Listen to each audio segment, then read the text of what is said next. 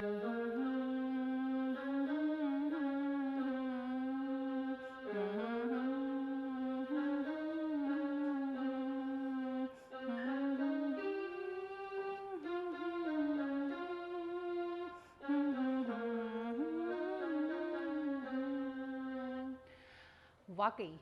ज़िंदगी प्यार का नगमा है, तेरी मेरी कहानी है। बेहद खूबसूरत होती है ज़िंदगी, लेकिन कई बार कुछ लोग इस ज़िंदगी से इतने हताश, इतने निराश हो जाते हैं कि ज़िंदगी से मुंह मोड़ लेते हैं और मौत को गले लगा लेते हैं, खुदकुशी कर लेते हैं, जान दे देते हैं। आखिर क्या वजह है कि इस खूबसूरत ज़िंदगी से मुंह मोड़ कर इंसान मौत को गले लगाता है? ये सारे चेहरे जो मेरे पीछे नज़र आ रहे हैं, ये वो चेहरे हैं जिन्हें आप जानते हैं, पहचानते हैं, कहीं ना कहीं इनके साथ जुड़ाव भी महसूस करते रहे हैं। सुशांत सिंह राजपूत, प्रत्युषा बनर्जी, आसिफ बसरा, ये ऐसे लोग हैं जिन्होंने अपनी ज़िंदगी में वो सब हासिल किया जो किसी की भी हसरत भर होती है। कामयाबी की बुलंदियां छूने के बावजूद आखिर ऐसा क्या हुआ कि इन्होंने ज़िंदगी से मुंह मोड़ लिया और मौत को गले लगा लिया? इसकी एक बहुत बड़ी वजह डिप्रेशन है। सवाल ये भी है कि ये डिप्रेशन इतनी कम उम्र में लोगों को शिकार क्यों बनाता है? सुशांत सिंह राजपूत ने जब इस दुनिया को छोड़ा तो उनकी उम्र महज 34 साल थी, तो प्रत्युषा बनर्जी बमुश्किल 25 साल की थी। इतनी कम उम्र में बहुत कुछ हासिल किया, लेकिन शायद एक सुकून, एक शांति वो हासिल नहीं कर पाए, जिसकी वजह से उन्होंने जिंदगी से मुंह मोड़ना बेहतर समझा। डिप्रेशन WHO के हिसाब से दुनिया की सबसे बड़ी बीमारी है। आज की तारीख में 30 करोड़ के आसपास लोगों को दुनिया भर में डिप्रेशन है। डिप्रेशन एक मेडिकल प्रॉब्लम है। कुछ केमिकलों के इम्बैलेंसेस के कारण डिप्रेशन हमारे अंदर आता है। हमें पता कैसे चलेगा? अगर हमें उदासीनता हो, चीज़ें अच्छी ना लगे, जो चीज़ें करनी हमें पहले अच्छी लगती थी वो भी हमें खुशी नहीं दे रही हैं, कुछ करने का ऐसा मन ना करे, कंसंट्रेशन कम हो, कॉन्फिडेंस कम हो, नींद कम हो गई हो या बढ़ गई हो, भूख कम या ज़्यादा हो गई हो, चिड़चिड़ाहट आए, उदासी आए, रोने का सा मन करे, ऐसा लगे कि अपने बारे में हीन भावना, ऐसा लगे कि मैं जिस सिचुएशन में हूँ उससे अब मुझे कोई निकाल नहीं सकता, या ऐसा लगे कि अब लाइफ में एक होपलेसनेस है, जीवन के बारे में पॉजिटिव सोचना आए और आपके जीवन पे इन सिम्टम्स के कारण असर अगर हो रहा हो तो हो सकता है आपको डिप्रेशन है। अगर ये 2 हफ्ते के आसपास लगातार इस तरह के सिम्टम्स आ रहे हैं, और उसके लिए आपको किसी एक्सपर्ट से ज़रूर मिलना चाहिए। मुझे लगता है कि पहली बात हम सब माने कि डिप्रेशन क्या है। जब हम ये समझ लें कि डिप्रेशन एक बीमारी है तो अपने आप से ये सवाल पूछें कि मुझे अगर कोई भी बीमारी होती है तो मैं क्या करता हूँ? मैं डॉक्टर के पास जाता हूँ। डॉक्टर मुझे बताएंगे कि अगर मुझे दवा लेनी है तो मैं दवा लूँगा। अगर डॉक्टर बोलेंगे दवा की अभी ज़रूरत नहीं है, मुझे कुछ सलाह देंगे, मुझे कुछ समझाएंगे, मुझे दिनचर्या, जीवन में बदलाव की बात करेंगे, हो सकता है काउंसलिंग करेंगे, तो मैं उसको फॉलो करूँगा। लेकिन अगर डिप्रेशन से निकलना है आपको खुद को, या आप चाहते हैं कि आपके परिवार, आपके दोस्त में किसी को डिप्रेशन है, उससे आपको बाहर लाना है, तो डॉक्टर से मिलवाएं। इस बात की इंपॉर्टेंस को समझें। ये एक मेडिकल प्रॉब्लम है जिसका मेडिकल सोल्यूशन है। आपने डॉक्टर समीर पारिक को सुना। उन्होंने बताया कि किस तरीके से डिप्रेशन जो है वो कहीं ना कहीं लोगों को मौत की तरफ ले जा रहा है। अब यहाँ ये जानना भी बहुत ज़रूरी हो जाता है कि डिप्रेशन आखिर कितनी बड़ी समस्या है। WHO के आंकड़े बताते हैं कि हमारे देश में हर 1 लाख में से 16 महिलाएं और 1 लाख में से 26 पुरुष खुदकुशी कर लेते हैं। काफ़ी बड़ा आंकड़ा है ये और बहुत डराने वाला भी। Depression at the end of the day is the single largest illness in the world. ये बात हमें समझनी ज़रूरी है। डायबिटीज़ क्यों होता है? इंसुलिन की कमी है। थायराइड में थायराइड हार्मोन की प्रॉब्लम आती है। उसी तरह से डिप्रेशन क्यों होता है? क्योंकि आपके अंदर के कुछ केमिकल, उदाहरण के तौर पे सीरोटोनिन, आपके शरीर में कम हो गया, और उसी को आपको समझना ज़रूरी है। इसलिए नहीं क्योंकि कुछ वातावरण की प्रॉब्लम है, इसलिए नहीं क्योंकि आप में कुछ कमी है। It's not a matter of choice. ये कोई भी और बीमारी की तरह है, और हम इसको एक बायोसाइकोसोशल मॉडल की बात करते हैं। बायो माने चाहे वो जेनेटिक्स हो या न्यूरोट्रांसमीटर्स हो, केमिकल लोचा जिसकी हम बात कर रहे हैं पहले भी, या जो हमारा सपोर्ट सिस्टम है, एनवायरनमेंट है, और हमारी अपनी पर्सनैलिटी है। बायोसाइकोसोशल मॉडल हुआ। तो डिप्रेशन एक मेडिकल प्रॉब्लम है।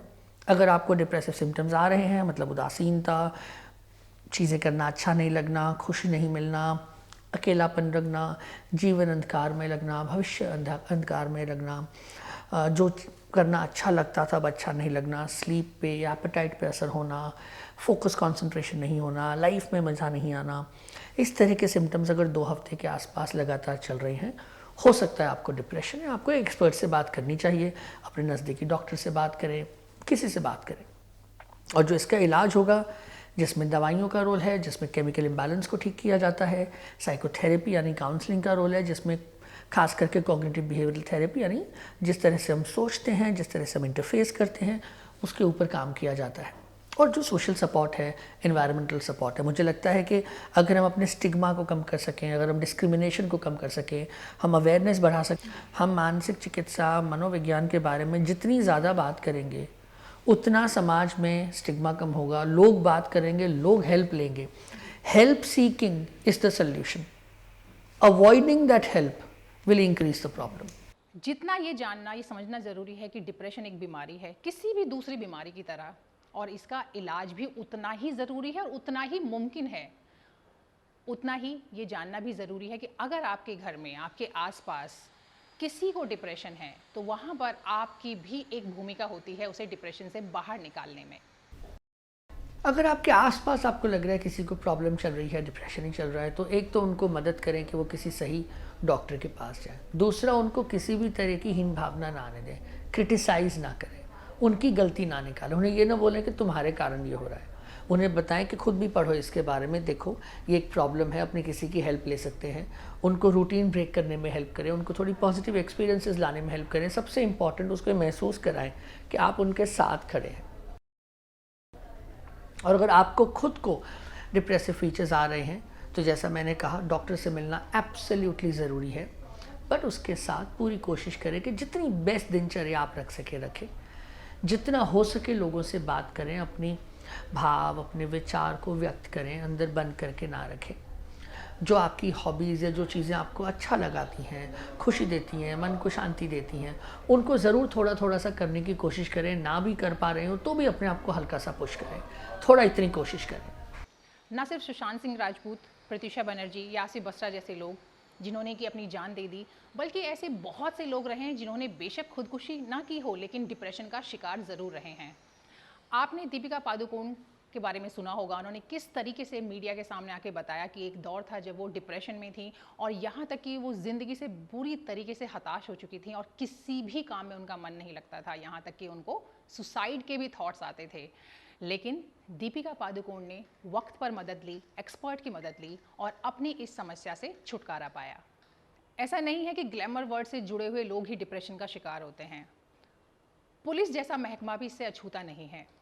हिमांशु रॉय का नाम आपने सुना होगा, काफ़ी कद्दावर अफसर थे, बहुत धाक थी उनकी, बहुत बड़े बड़े केस सॉल्व किए, लेकिन अपनी बीमारी से हार गए और इस कदर हार गए कि अपनी ही रिवॉल्वर से अपनी जान ले ली। तो यहाँ ये सवाल बहुत बड़ा है कि डिप्रेशन को हम लोग इतने हल्के में क्यों लेते हैं, डिप्रेशन को एक बीमारी के तौर पर ट्रीट क्यों नहीं करते हैं, क्योंकि जैसा मैंने आपको बताया कि डिप्रेशन ही कहीं ना कहीं आगे जाकर के खुदकुशी की भी एक बड़ी वजह बनता है। कैसे पहचानें कि डिप्रेशन है, कैसे पहचानें कि अब एक्सपर्ट की मदद लेने की ज़रूरत है, ये बहुत ज़रूरी है। ये पहचानना कि ये बीमारी है, ये एक समस्या है और इसका समाधान, इसका इलाज भी उतना ही ज़रूरी है। कोई भी व्यक्ति का जो दुःख होना है बड़ी स्वाभाविक बात है, नॉर्मल रिएक्शन है। लेकिन उस दुःख की वजह से मेरा जीवन अस्त-व्यस्त हो रहा है, मैं अपना काम नहीं कर पा रहा हूँ, अपने रिश्ते-नातों में मुझे प्रॉब्लम आ रही है, जीवन शैली में प्रॉब्लम आ रही है, तो मुझे वहाँ पर स्पेशलिस्ट की ज़रूरत है। मेरा कोई भी काम ऐसा है, मैं हाथ धुलना बहुत स्वाभाविक है, लेकिन मैं इतनी ज़्यादा बार हाथ धुल रहा हूँ कि घर का पानी खत्म हो रहा है, मेरा सारा टाइम कंज़्यूम हो रहा है हाथ धुलने में, इसका मतलब है मुझे ऑब्सेसिव कंपल्सिव डिसऑर्डर हो सकता है। मैं इतना ज़्यादा कॉन्शियस हूँ अपने घर की डोर्स लॉक करने के लिए कि मेरा पूरा टाइम डोर को चेक करने में जा रहा है, उसकी वजह से मैं कुछ नहीं कर पा रहा हूँ। निश्चित तौर पर अगेन ओसीडी का सिम्पटम है। कहते हैं ना, मन के हारे हार है, मन के जीते जीत। ये मन ही है हमारा जो अगर कमज़ोर हो जाता है तो आदमी हार जाता है, ज़िंदगी से मुंह मोड़ लेता है। तो यहाँ ये बहुत ज़रूरी है कि अगर किसी के मन में ये विचार आते हैं, वो हताश है, निराश है, हताशा और निराशा बहुत ही सामान्य सी चीज़ है, सबकी ज़िंदगी में कभी ना कभी ज़रूर होती है, लेकिन उस हताशा से पार पाना ही असली कला है। अगर हम ये जानते हैं कि कोई डिप्रेशन में है, तो हमें आगे बढ़कर उसकी मदद करनी चाहिए, उसे सपोर्ट करना चाहिए। अगर कोई खुद से डिप्रेशन में है तो उसे ये चीज़ ज़रूर सोचनी चाहिए कि वो अकेला इस दुनिया में नहीं है। उसके आसपास उसका परिवार, उसके रिश्तेदार, उसके यार दोस्त, बहुत लोग हैं जिसके लिए उसकी ज़िंदगी उससे कहीं ज़्यादा इम्पॉर्टेंट है, कहीं ज़्यादा अहम है। अगर ये बात मन में रहती है, मन मजबूत रहता है, तो ऐसा हो नहीं सकता कि आदमी इस खूबसूरत ज़िंदगी से मुंह मोड़कर मौत को गले लगा ले, क्योंकि कितनी भी ख़राब हो लेकिन ज़िंदगी मौत से खूबसूरत होती है।